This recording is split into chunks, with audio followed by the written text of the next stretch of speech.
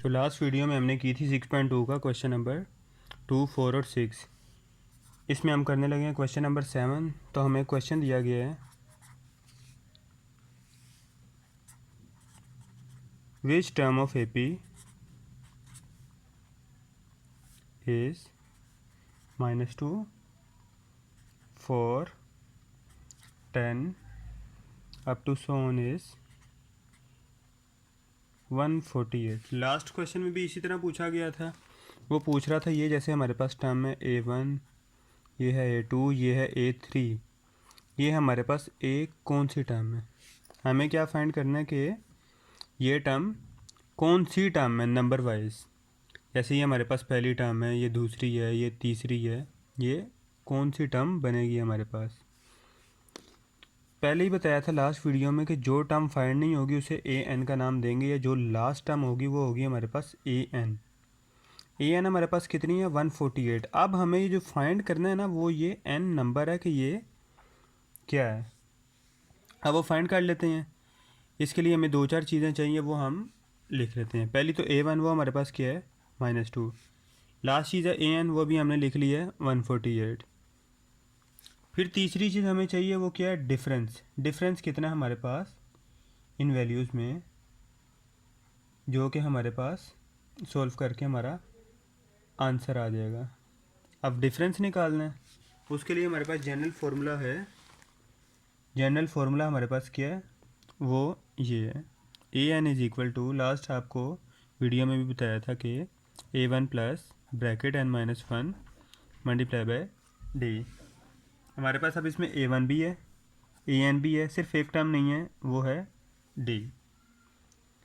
अब d हमारे पास कैसे निकलेगा, लास्ट टर्म में जब पहली टर्म निकालेंगे तो हमारे पास d आ जाएगा। तो डिफरेंस निकाल लेते हैं। Difference between A2 and A1 is equal to d। इसे d का नाम भी दे सकते हैं डिफरेंस 1 को। तो हमारे पास वो क्या है 4 माइनस और फर्स्ट टर्म। अब ये 4 है, ये माइनस वैसे करना और ये फर्स्ट टर्म का अपना माइनस है, तो ये हमारे पास आंसर आ जाएगा। डिफरेंस जो है वो 6 है। दूसरे के लिए डिफरेंस भी चेक कर लेते हैं ताकि किसी किस्म की गलती की गुंजाइश ना रहे। Difference between A3 and A2, जो इसका डिफरेंस है वो हमारे पास क्या है, वो 10 - 4, तो ये भी 6 है। मीन डिफरेंस हमारे पास। अब जो हमारे पास अर्थमेटिक प्रोजेक्शन होता है ना, इसमें हमारे पास डिफरेंस क्या आता है, सेम आता है। आपने नोट कर लिया होगा इस सवाल में भी और पिछले सवाल में भी। अब सिंपल हमने फॉर्मूला में वैल्यू पुट करनी है, तो हमारे पास वो नंबर ऑफ टर्म आ जानी है जिसकी वैल्यू है 148। पुट, इसे इक्वेशन नंबर 1 का हम नाम दे लेते हैं। ऑल वैल्यूज़ इन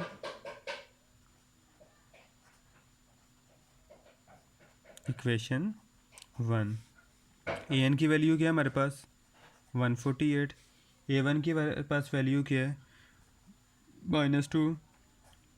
n की वैल्यू हमें नहीं पता और d की वैल्यू हमें पता है 6। अब ये -2 है, यहाँ पे आके +2 हो जाएगा। ये 6 इधर डिवाइड हो रहा है, इधर आके मल्टीप्लाई हो रहा है, इधर आके डिवाइड हो जाएगा। यहाँ बच जाएगा n-1, 150/6 n-1। अब ये n इधर माइनस क्या, इधर आके क्या हो जाएगा प्लस 150/6 + 1। अब हमारे पास ये आंसर आ जाएगा n इज इक्वल टू 26। ये हमारा फाइनल आंसर है। अब नेक्स्ट क्वेश्चन डिस्कस कर लेते हैं, वो है क्वेश्चन नंबर 8। इसमें भी लगभग इसी तरह का हमारे पास सवाल पूछा गया होगा। देख लेते हैं हमारे पास क्वेश्चन क्या है। How many terms are there इन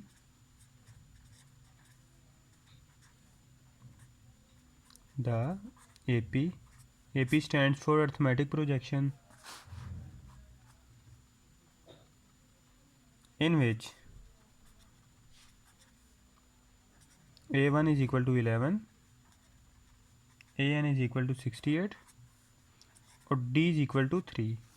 अब लास्ट टर्म्स या लास्ट क्वेश्चन में वो हमें बताता था, a1 बता देता था, an बता देता था, और डिफरेंस हमें फाइंड करके थोड़ा बहुत वो भी निकल आता था, लेकिन हमें ये नहीं बताता था कि कितनी टर्म्स हैं, लेकिन हमें आंसर में पता चल जाता था टोटल उस सवाल में कितनी टर्म्स हैं। जैसे लास्ट हमने पूरा सवाल सॉल्व किया, हमें ये बताना था कि ये कौन से नंबर टर्म है, तो लाजमी बात है ये कौन सी टर्म है, ये लास्ट टर्म्स है, तो जो इसका नंबर आएगा मतलब पूरे सवाल में उतनी ही टर्म्स होंगी जो हमारे पास आया था पूरा नंबर 26, मतलब लास्ट वाली इक्वेशन में सीरीज़ में हमारे पास 26 टर्म्स थी। इसी तरह इसमें हमें बतानी है कि लास्ट जो इस सीरीज़ का नंबर है वो है 68, तो इस पूरी सीरीज़ में कितनी टर्म्स होंगी। सिंपल, हमने फॉर्मूला में वैल्यू पुट कर देनी है। फॉर्मूला हमें पता है an is equal to a1 plus n-1 into d. अब हमारे पास सारी वैल्यूज़ दी गई हैं, वो सिर्फ इसमें पुट करनी है, तो हमारे पास वो वैल्यू आ जाएगी n की, जो हमें बताएगा कि इस पूरी सीरीज़ में कितनी टर्म्स हैं। हमसे ये नहीं पूछा गया सीरीज़ बना के दिखानी है, हमसे ये नहीं पूछा गया सीरीज़ लिखनी है, हमने सिर्फ ये पूछा गया कि कितनी टर्म्स हैं। वैल्यू पुट कर देते हैं। an की वैल्यू 68, a1 की वैल्यू हमारे पास 11, n की वैल्यू फाइंड करनी है, d की वैल्यू हमारे पास 3। 68 माइनस 11, 3 उधर मल्टीप्लाई इधर आके डिवाइड हो रहा है, यहाँ पे बच रहा है हमारे पास n-1। जब इस वैल्यू को हम सोल्व करेंगे 68 माइनस 11 हमारे पास आ जाएगा 57/3, n-1। 57/3 का आंसर आ रहा है 19, ये 1 आके इधर प्लस हो जाएगा, तो n इज इक्वल टू हमारे पास 20 आंसर आ गया। हमारे पास अब ये सवाल कंप्लीट हो गया। नेक्स्ट हमारे पास है क्वेश्चन नंबर 9। वो कह रहा है if the nth term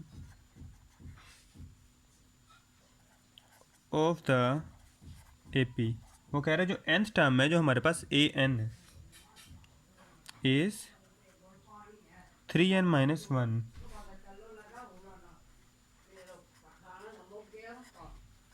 find the AP। अब उन्होंने हमें सवाल में क्या कहा, nth टर्म, बार बार आपको जिक्र करता रहता हूँ कि nth टर्म है an, nth टर्म है वो क्या कह रहा है हमारे पास 3n-1।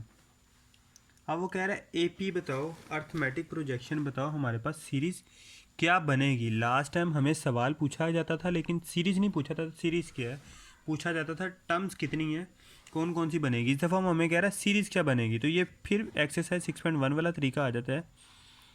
Put n is equal to 1 2 3 4 up to so on. Up to so on का मतलब है ये सीरीज़ जहाँ तक चल रही है इस वैल्यूज़ को यूज़ करते हुए हमारा आंसर आ जाएगा। ये हमारे पास जनरल टर्म थी, क्या थी, an is equal to 3n-1। यहाँ पे अब n की वैल्यू 1 पुट की, n की जगह 1 आ गया, 3, n की जगह 1 और 1, 3 1 3 minus 1 is equal to 2। a1 का आंसर क्या आ गया 2, एज इट इज यहाँ पे 2 पुट किया, 2 आ गया हमारे पास, इधर भी 2 आ गया n की वैल्यू, तो ये हमारे पास 5 आंसर आ गया। As it is general equation में जो हमारे पास है जनरल इक्वेशन, इसमें हमारे पास जब ये वैल्यूज़ पुट करेंगे तो n की लाइन से पहले 1 2 3 4 up to so on.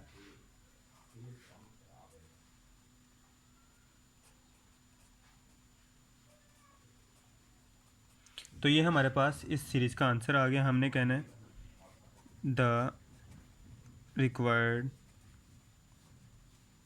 Series are 2 5 8 11 up to so on, क्योंकि अब हम इन्फिनिटी तक इसको सीरीज़ को गिनवा नहीं सकते, इसीलिए हमने यहाँ पे आंसर बता दिया कि ये हमारे पास हमारी रिक्वायर्ड सीरीज़ आएगी। अब जो अगला क्वेश्चन है ना वो हमें है question number 12। Question number 12 discuss कर लेते हैं।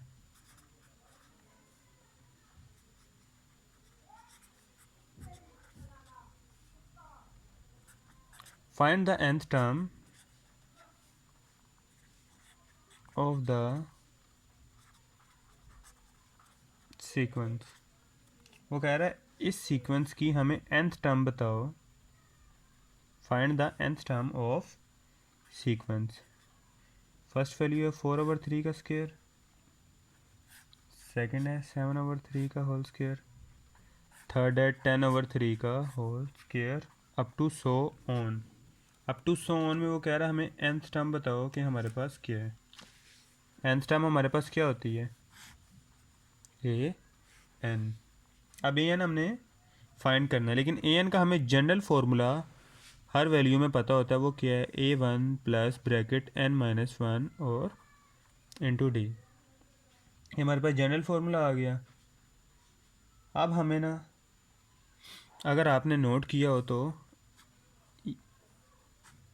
सिंपली तो हमारे पास ये है a1 a2 a3 up to so on, लेकिन हमारे पास इसमें एक चीज़ कॉमन है। देखा जाए a1 a2 a3 सब की जो भी वैल्यू है नीचे 3 का स्क्वायर कन्फर्म आ रहा है। अगर 3 ये है तो स्क्वायर जब ओपन करेंगे ब्रैकेट, स्क्वायर दोनों के साथ आएगा तो 3 का स्क्वायर सब में कॉमन है। ये चीज़ हमारे पास क्या है, कॉमन कॉमन कॉमन। और ये अगली सारी वैल्यूज़ में भी इसी तरह कॉमन ही चलती जाएगी। मीन अगर हमने सिंपल a1 की वैल्यू लेनी है, अगर स्क्वायर ही कॉमन है तो सिंपल हमारे पास ये अंदर वाली वैल्यू a1 की बचेगी। तो इसे हम एज यूजुअल ऐसे कर लेते हैं, nth term of 4 7 10 up to so on. क्योंकि नीचे 3 और बाहर होल स्क्वायर तो सब में कॉमन है, तो मेन जो वैल्यू है a1 a2 a3 की वो क्या है, 4 7 10 अप टू सो ऑन। थोड़ा सा हमने इसे सिंप्लीफाई करने के लिए इस फॉर्म में कन्वर्ट किया है। वैसे क्या है कि इस तरह करेंगे तो बहुत ज़्यादा कॉम्प्लेक्स है। सिंप्लीफाई करने के लिए हमने इसको इस फॉर्म से इस फॉर्म में जो कॉमन फैक्टर्स हैं वो साइड पे कर दिए हैं वक्ती तौर पे, और इन फैक्टर्स को हमने ले लिए। जनरल फार्मूला भी हमारे पास है, ये भी हमारे पास है। यहाँ से हमने कह दिया जी a1 इज इक्वल टू 4। अब दूसरी चीज़ हमने डिफरेंस निकालना है। डिफरेंस हमारे पास क्या था, अब तक समझ आ गई हुई है। लास्ट वो पूरी जो हमारे पास इक्वेशन या पूरी line difference between a1 a2 वो समथिंग, अब हम अगली एक्सरसाइजेज में इनको कम से कम यूज़ करेंगे। सिंपल हमें तरीका पता चल गया वह कि किस तरीके से हमें डिफरेंस निकालना है। दो डिफरेंस निकालने का जो ज़रूरत होती है वो सिर्फ ये बताना मकसद होता है कि हमारे पास डिफरेंस सेम है। चूँकि ये अर्थमेटिक प्रोजेक्शन चाह रहा है, अर्थमेटिक प्रोजेक्शन में डिफरेंस सेम आता है, लेकिन निकाल के दिखाने का मकसद ये होता है कि हमारे पास आंसर सेम आ रहा है, किसी किस्म की गलती की गुंजाइश नहीं है। डिफरेंस आ गया, a1 आ गया। उसके बाद हमारे पास अगर इस वैल्यूज़ में पुट करें तो हम नंबर ऑफ़ n टर्म भी बता सकते हैं। अब वो क्या है वो हम चेक कर लेते हैं। जनरल फार्मूला में हमने ये दोनों वैल्यूज़ पुट की, a1 की और d की। Put values in equation 1। Values put की तो a1 की बजाय 4 आ गया, प्लस n-1, और d की जगह हमारे पास 3 आ गया। तो ये हमारे पास आंसर बचा 4 + 3n-3। 4 - 3 तो 3n+1 हमारे पास आंसर आ जाएगा। ये अब an की सिंप्लीफाई फॉर्म हो गई है जो हमारे पास आंसर आया है। इसे इक्वेशन नंबर 2 का नाम दे लो। अब अगर इसमें आप हमारे 1 पुट करो, अगर देखा जाए 1 पुट करो तो हमारे पास सेम आंसर आ रहा है। हम एक दफ़ा चेक कर लेते हैं। Put n = 1 2 3 in equation 2। ये सिर्फ चेक करने के लिए हम कर रहे हैं, आपको बताना मकसद ये है कि हमारा आंसर ठीक आ गया है। जब a1 पुट करेंगे तो n की वैल्यू 1 + 1, 3 + 1 = 4 एज इट इज़। तो हमारे आंसर सेम आ गया। ये हमारे पास जनरल टर्म आ गया जिससे हम अपनी पूरी सीरीज़ निकाल सकते हैं। तो हमारे पास सिंपल हम इस पूरी वैल्यू को, ये जो ये वैल्यू है ये हमारे पास यहाँ भी पुट हो सकती है, यहाँ भी, यहाँ भी, यहाँ भी। तो ये हमारे पास जनरल टर्म है। सिर्फ इस जनरल टर्म को कंप्लीट कहाँ से करना है, वो इस तरह के जनरल टर्म डिवाइडेड बाय 3 और ब्रैकेट में होल स्क्वायर, क्योंकि ये हमारे पास होल टर्म थी जो हमने कॉमन फैक्टर साइड पे रखा था। कॉमन फैक्टर हम दोबारा इसमें ऐड कर रहे हैं। Find nth term, required nth term is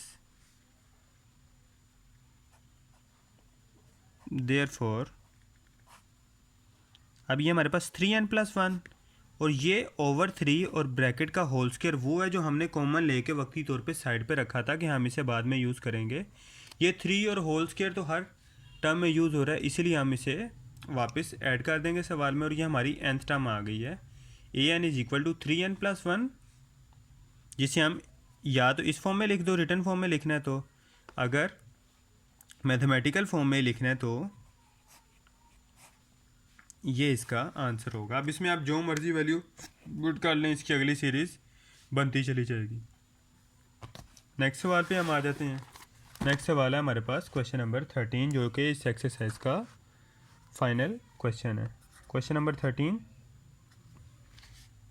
उसमें हमसे कहा गया है if 1/a, 1/b and 1/c are in AP। फिर से जिक्र आ गया AP का, मतलब कि जो डिफरेंस है वो सेम है सबका, इसीलिए हम इस दफ़ा कंफ्यूज नहीं होंगे, ना इस पर ज़्यादा टाइम वेस्ट करेंगे। सिंपल हमें लास्ट अगर सारे कॉन्सेप्ट जहन में है तो हमारा सवाल जल्दी जल्दी सोल्व हो जाएगा। 2ac/a + c। अब हम डिस्कस कर लेंगे since 1/a, 1/b and 1/c are in AP, तो हमारे पास अगर देखा जाए ये पूरी टर्म हमारे पास किसके बराबर है, AP के। तो हम इसे ऐसे भी कह सकते हैं कि जो 1/b माइनस 1/a है वो किसके इक्वल है, 1/c माइनस 1/b, जो कि इस टर्म से हमारे पास ये हमने टर्म कंक्लूड कर ली कि 1/b माइनस 1/a, जिस तरह हम डिफरेंस निकालते थे ये हमने इन दोनों का एक पेयर कर लिया और फिर हमने इन दोनों का एक पेयर कर लिया, a2 minus a1, a3 minus a2। तो इसमें कंफ्यूज होने वाली बात नहीं है, सिंपल हमने उसको पेयर अप किया। अब नेक्स्ट यहाँ पे तो जगह नहीं है, इसलिए हम इस स्टेप को नीचे लिख देते हैं। वो कह रहा है इस इक्वेशन से हम ये इक्वेशन बना लेंगे, 1/b यहाँ पे आ गया, 1/b यहाँ का यहाँ मौजूद था, वहाँ का भी जब इधर आ गया तो 1/b प्लस 1/b, और ये माइनस 1/a दूसरी साइड पे चला गया जो कि प्लस 1/a हो गया। अब ये हमारे पास जब इसे सोल्व करेंगे तो ये एलसीएम हो जाएगा इसका 1 + 1, और जब इसका एलसीएम होगा तो वो होगा 1 + 1 2/b a + c/ac। अब सिंपल अगर देखा जाए हम प्रूफ के करीब करीब 3 पहुँच गए हैं। सिंपल क्रॉस मल्टीप्लिकेशन होगी, AC इधर था नीचे, उधर जाके डिवाइड हो गया 2AC, और यहाँ से अगर क्रॉस मल्टीप्लिकेशन हो तो ये b multiply by a + c। अब a + c इधर है, अगर हम इसे दूसरी तरफ 2AC के नीचे ले जाएं तो हमारा प्रूफ वाली